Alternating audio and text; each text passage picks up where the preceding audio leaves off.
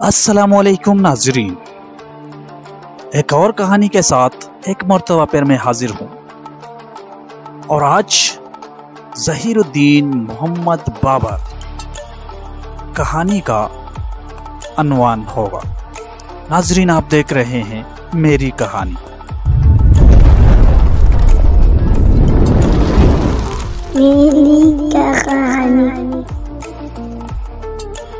नाजरीन, वस्ती एशिया में दो मशहूर कौमें मंगोल और तुर्क आबाद थी। बाबर के वालिद तैमूरी खानदान से ताल्लुक़ रखते थे जो कि नस्लन तुर्क थे, और वालदा चंगेज़ खान के खानदान से ताल्लुक़ रखती थी जो कि मंगोल थे। बाबर अपने तुर्क होने पर फख्र करता था, जिसका जिक्र उसने अपनी सवा हयात तज़किए बाबरी में किया है।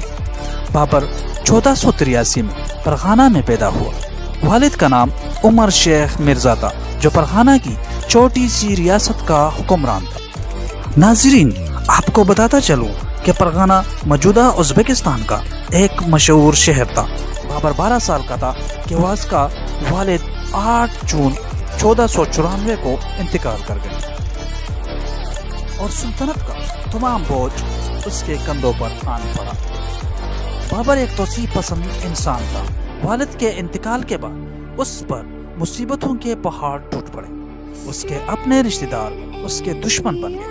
उसने समरकंद के हुसूल की कोशिश की, मगर उसे नाकामी का सामना करना पड़ा। इस कश्मकश में फरगाना भी उसके हाथ से निकल गया और उसने बाकी मांदा फौज इकट्ठी करके काबुल पर 1504 में हमला किया और उस पर कब्जा करने में कामयाब हो गया। काबुल पर कब्जा करने के बाद बाबर ने हिंदुस्तान पर हमले की मंसूबाबंदी की। हिंदुस्तान के कमजोर सियासी हालात और दौलत की परवानी ने भी बाबर के हिंदुस्तान पर हमले में अहम किरदार अदा किया। पंजाब के गवर्नर दौलत खान लोधी के इब्राहिम लोधी के साथ ताल्लुकात अच्छे न थे, इसलिए दौलत खान लोधी ने बाबर को हिंदुस्तान पर हमले की दावत दी। बाबर इन दावत पर हिंदुस्तान पर हमला आवर हुआ। उसने 1526 में इब्राहिम लोधी को पानीपत के मुकाम पर शिकस्त दी। इस लड़ाई में इब्राहिम लोधी मारा गया और बाबर को मुकम्मल पता नसीब हुआ। उसके बाद बाबर ने दिल्ली के तख्त पर कब्जा कर लिया। वहाँ की लड़ाई में राजपूतों को शिकस्त देने के बाद बाबर ने 1528 में चंदेरी और 1529 में गागरा को फतह कर लिया। नाजरीन, तारीखी कहानियाँ देखने और सुनने के लिए चैनल को सब्सक्राइब करें। नाजरीन, बाबर की कामयाबी की एक अहम वजह हिंदुस्तान में एक मजबूत मरकजी हुकूमत का फकदान था। इस वक्त हिंदुस्तान में कई रियासतें आज़ाद और खुद मुख्तार थी, मसलन मुल्तान, बंगाल और उड़ीसा वगैरह। ये रियासतें हर वक्त आपस में बरसरे पैकार रहती थी, जिसने हिंद की ताकत को कमजोर कर दिया था। नाजरीन, शमाली हिंद में हिंदुओं की एक अहम रियासत मेवाड़ थी, जिसके हाकिम राणा सांगा यानी संग्राम सिंह ने भी बाबर को हिंदुस्तान पर हमले की दावत दी। नाजरीन, इक्तिसादी लिहाज से भी हिंदुस्तान बाबर के लिए बासे कशिश था।